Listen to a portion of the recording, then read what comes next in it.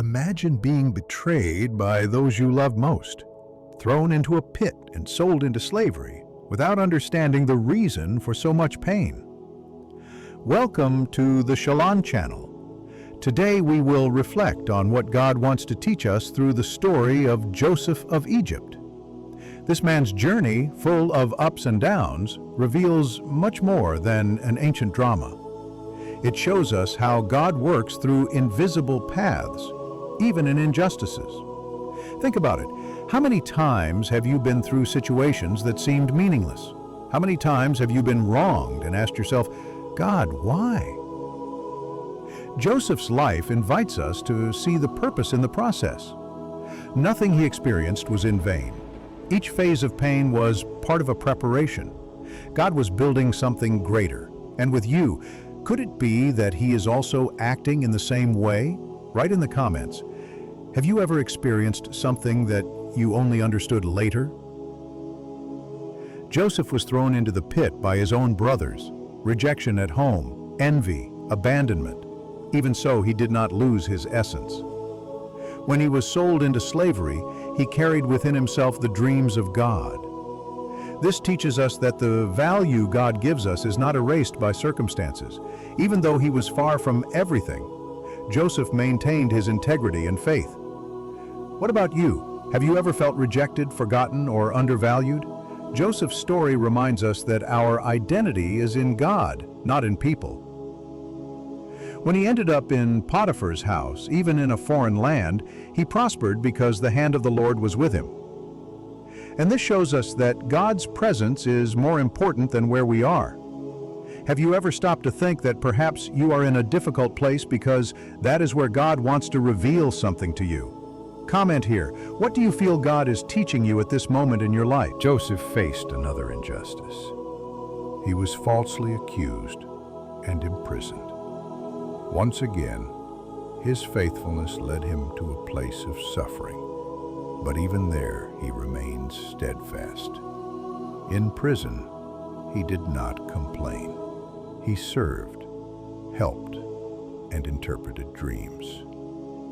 This teaches us that even when everything seems to be at a standstill, God is still shaping us. What have you been doing in your days of waiting? Have you been complaining or serving? Many times, God uses moments of emotional, spiritual, or even physical imprisonment to reveal hidden gifts. Joseph discovered his gift there, and this gift took him to the palace. What do you carry within you that is not yet awakened? Perhaps the time of waiting is not punishment, but training. Leave a comment below. What gift do you feel God wants to use in you, even in this difficult time? When he finally left prison and was taken before Pharaoh, Joseph was ready. His character had already been tested, his faith forged in the fire of pain, and it was in this unlikely scenario that God exalted him, from slave to governor, from forgotten to remembered. This shows us that God's plans are greater than ours.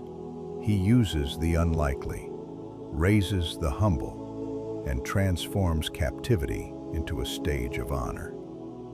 But we need to trust in the process. Are you prepared for what God has in store for your life? Joseph's promotion did not come because of merit, but because of faithfulness. When no one was looking, he stood firm, and when the time came, God raised him up. Are you ready to be placed in a position of influence?